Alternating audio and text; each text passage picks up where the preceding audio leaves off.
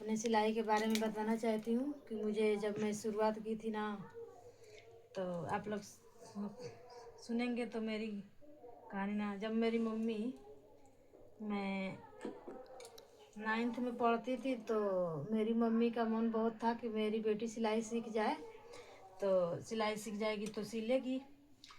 मेरे को बस गाड़ी में जाना अच्छा नहीं लगता था, और मैं गाड़ी उड़ी में जाती तो गाड़ी मेरे को बहुत लगती है, उल्टी उल्टी होने लगती है। तो मैं एक दिन गई गांव के लड़कियों के साथ सिलाई सीखने, सिलाई सेंटर गई। तो सिलाई सीखने गई तो मेरे को एक गई तो, लेकिन उस दिन तो बंद था सिलाई सेंटर। जो सिलाई करा सिखाती थी वो आई नहीं थी। तो आई नहीं थी तो उस दिन तो हम लोग चले आए। और जानते हैं कितना दूर जाना था? मान के चलिए 3 किलोमीटर जाना था। और उतने दूर में जाने में हमारी हालत पंचर।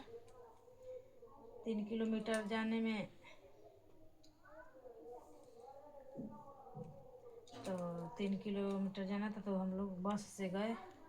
और मेरा तो सर घूमने लगा। मैं घर आई, मम्मी से बोली, मम्मी हमारे बस का तो है ये नहीं कि हम ना सिलाई उलाई सीखब। जा के जाई रोज रोज उल्टी करत जाई बा, उल्टी करत आई। तो मम्मी कहली काहे ना जेबी सीखे, सीखे काहे ना जेबी? हम कहनी हम ना सीखब कब सिलाई, हम ऐसे ही सिए जान जाए।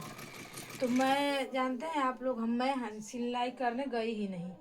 तो मेरे घर में मेरी चाची थी तो सिलाई करती हैं अच्छा खासा। तो वो जब सिलती थी तो मैं देखा करती थी। ऐसे ही देखते देखते मैं कुछ दिन में काटना चालू की। तो एक आध बार चाची हमारी बताएं, लेकिन जानते ही हैं घर का मामला तो थोड़ा लोग सोचते हैं कि इनको क्यों बताएं या कुछ भी करें, तो वो बताए नहीं। बताती थी थोड़ा बहुत, क्यों ऐसा उनका मतलब उन्हीं की देन है कि थोड़ा बहुत मैं सिलाई करना जान गई। तो थोड़ा बहुत उन्हीं जब वो सिलती थी ना, तब मैं देखा करती थी कि कैसे सिल रही हैं, कैसे काट रही हैं। मैं ज़्यादातर देख कर सिलाई करना सीख गई हूँ। अभी तक मेरे को खूब अच्छी सिलाई नहीं आती है, फिर भी मैं जितना सिल पाती हूँ अपने लिए पहनने के लिए मैं सिल लेती हूँ। ऐसी बात नहीं है कि नहीं सिल पाती हूँ, लेकिन कहने का बात है कि मैं सीखने नहीं गई। ऐसे ही देख देख के सिलने लगी। और ऐसे सिलते सिलते, और जब मेरी शादी हो गई तो मेरे पास मशीन नहीं था। तो मैं कुछ दिन किसी किसी का मांग मांग के सिलती थी। अब जानते हैं अपने पास कोई सामान नहीं रहता है तो कोई को देने में थोड़ा कस गया था कि इनको रोज रोज मशीन दे दें सिलाई करने के लिए। और मेरी स्थिति ऐसी नहीं थी कि मैं ले लूँ मशीन। तो ऐसे ही करते करते मैं सोची कि कब तक दूसरे दूसरे की मशीन मांग कर सिलाई करूँगी। तो एक दिन मशीन में गई बाजार तो खरीद लाई अपने ससुराल ही आकर। तब ऐसे ही थोड़ा बहुत बिगाड़, कोई ब्लाउज बिगड़ जाता था, कोई ब्लाउज बन जाता था। तो जो बन जाता था उसे पहनती थी, जो नहीं बन पाता था उसको कैसे पहनेंगे। तो उसको अब नहीं पहनते थे। ऐसे ही सिलते सिलते कुछ बिगड़ा कुछ बना, ऐसे करते करते मैं सिलाई करना सीख गई। अब मैं सिल लेती हूँ। अब मैं सिल लेती हूँ, लेकिन मैं सीखने नहीं गई। देख ही देख का मतलब कोई किसी ने बताया नहीं कि इतना इसका तीरा काटो, इतना मतलब इसका गला रहेगा या कुछ भी। ऐसे ही देखते देखते फिर बड़ी मोबाइल आ गई। तो बड़ी मोबाइल में तो सारी चीज़ दिखती ही है। तो मैंने उसी में यूट्यूब में मंगा मंगा के सीखने लगी, देखने लगी कि कौन कैसे कितना करता है, किसका गला कैसे करता। और जानते हैं क्या बात था, मेरी चाची ने नापते 3 चीज से नहीं थी, उनको अंजादा हो गया था किसी भी साइज की ब्लाउज बिना नापे ही काट देती थी। इसीलिए मेरे को मतलब समझ में नहीं आया। तो मैंने जैसा देखा था वैसा ही कर रही थी, इसीलिए मेरी ब्लाउज बिगड़ जा रही थी। और वो तो भाई सीखी थी, उनको अनुभव हो गया था। लेकिन मेरे को मेरा ब्लाउज, मैं भी वैसे ही बिना इंची टेप पर अंजादे काट रही थी, इसीलिए मेरी ब्लाउजें बिगड़ जा रही थी।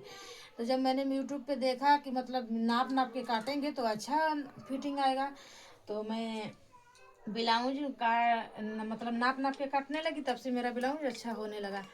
अब इसी तरह मैं सिल लेती हूँ थोड़ा, मतलब ब्लाउज मतलब सिल ही लेती हूँ, लेकिन उतनी अच्छी टेलर नहीं हूँ। लेकिन अपने शरीर की नाप तो सिल ही लेती हूँ, और कोई दे देगा भी तो उसका भी सिल देंगे, ऐसी बात नहीं है।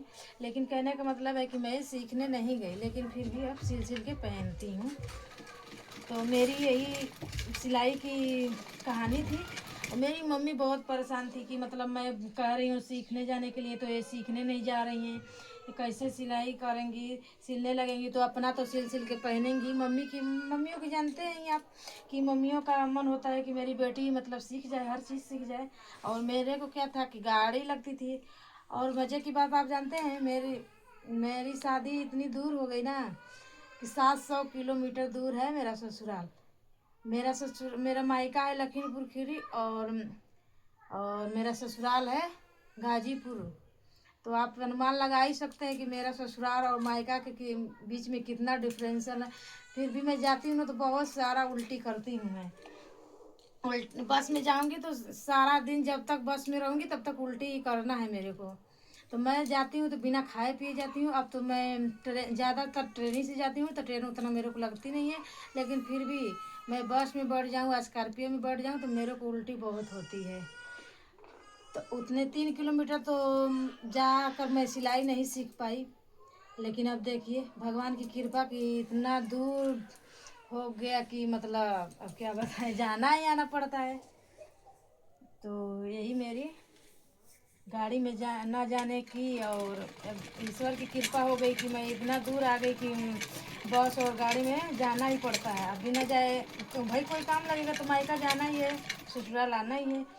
तो यही मेरी सिलाई करने की ना सीखने की वजह थी। नहीं तो सीखी होती तो बहुत सारा कुछ सीख लेती। मतलब देख के थोड़ा बहुत अपने पहने सूट भी बना लेती हूँ। मतलब ये ऐसा नहीं है, मैं जो देखूँगी फ्राक व्राक अम्ब्रेला या कोई कटिंग कर सकती हूँ और सिल भी सकती हूँ अच्छी तरह से। लेकिन मैं सीखने नहीं गई, मेरी मम्मी की ख्वाहिश रही गई कि सीख ली होती और मैं सीख लेती तो मेरे पास सर्टिफिकेट भी होता, तो मैं कहीं भी काम भी कर सकती थी। अब तो क्या है, अपना ही सिर्फ सिलना है, अपना ही पहनना है, और किसी का गाँव में मिल गया तो चलो। तो यही मेरी ना सिलाई ना सीखने की और मेरे पास कोई आईडी ना होने की कारण यही है।